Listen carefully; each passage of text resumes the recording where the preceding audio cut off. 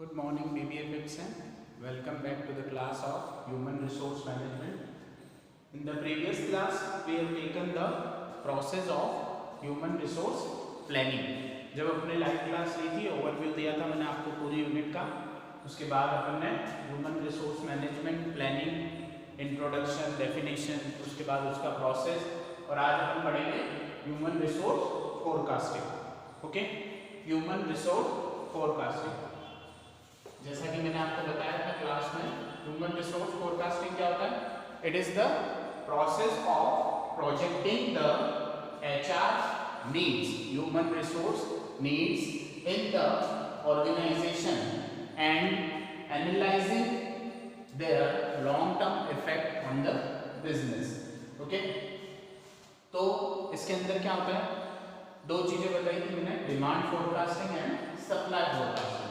तो जो ऑर्गेनाइजेशन होता है उसमें फ्यूचर में कितने लोगों की डिमांड होने वाली है इसको अपन प्रोजेक्ट करते हैं. अब प्रोजेक्ट कैसे करेंगे? On the basis of sales volume.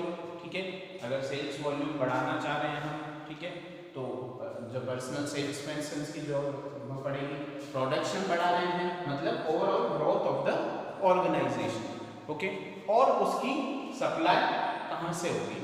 ठीक है, from where will get the supply. External recruitment करना पड़ेगा या इंटरनल रिक्रूटमेंट के थ्रू हम उसकी सप्लाई करेंगे. तो हम टाइम से पहले उसका प्रोजेक्शन करते हैं. ठीक है, this process is known as human resource forecasting. Okay, तो अब अपन इसके मेथड्स पढ़ेंगे.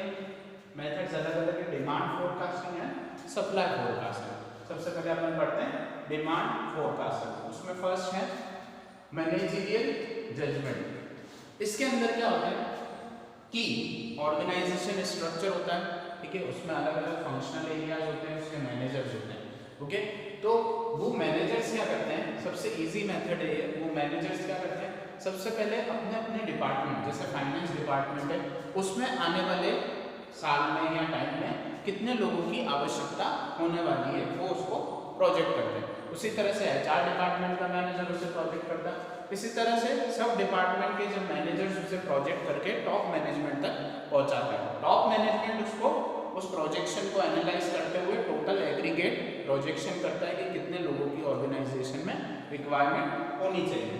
ठीक है, तो क्योंकि ये मैनेजरियल लेवल पे किया जा रहा है हर डिपार्टमेंट के, तो अपन इसको नाम देंगे managerial judgement method. Okay, next one जो है वो साइंटिफिक मेथड है, वर्क स्टडी मेथड. इसके अंदर क्या होता है कि वर्कलोड एनालिसिस किया जाता है. ठीक है, कि कितना वर्कलोड आने वाला है. ठीक है, उसके हिसाब से हम डिसाइड करते हैं कि कितने ह्यूमन रिसोर्स की हमको रिक्वायरमेंट होनी चाहिए. ओके, जैसे कि एग्जांपल लेते हैं, हमारा प्लांट आउटपुट है अगले साल 50,000 यूनिट्स. ओके, और स्टैंडर्ड आवर पर यूनिट है 2 आवर्स. ठीक है, मतलब एक यूनिट को बनाने के लिए 2 घंटे की आवश्यकता है. ठीक है, प्लांट आवर्स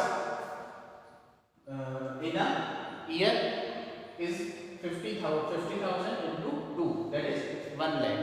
ठीक है, अब production hours per worker in a year, एक वर्कर की एक साल में कितने प्रोडक्शन आवर्स होते हैं. ठीक है, तो वो अपन ने निकाला 2000.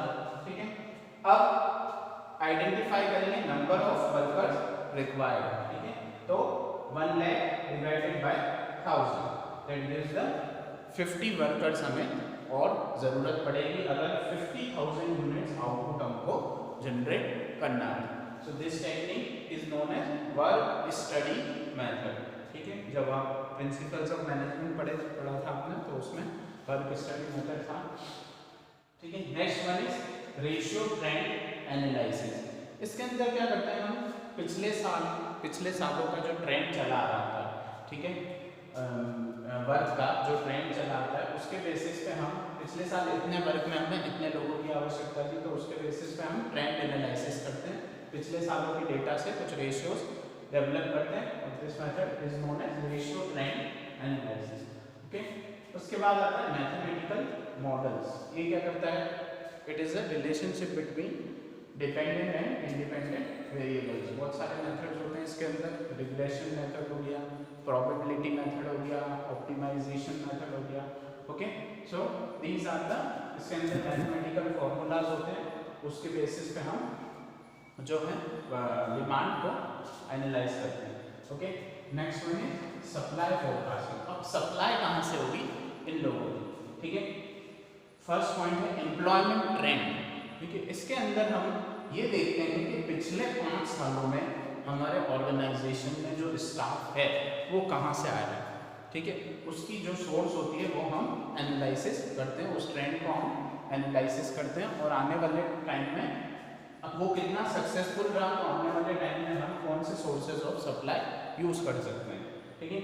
And second one is replacement charge. Replacement charge के अंदर क्या होता है, नाम से ही पता पड़ रहा है, जो लोग रिप्लेस होने वाले हैं, ठीक है, चाहे वो रिटायरमेंट हो या किसी की डेथ हो गई हो, ठीक है, रिटायरमेंट हुआ हो, ठीक है, ले ऑफ हुआ हो, तो वहाँ पे उस रिप्लेसमेंट को हमारे एग्जिस्टिंग एम्प्लॉयज में से कौन उस वैकेंसी को फुलफिल कर सकता है, ठीक है। तो this is known as replacement charge. So here is the topic human resource forecasting, demand forecasting and supply forecasting. मैं आपको इसके नोट्स दे दूंगा।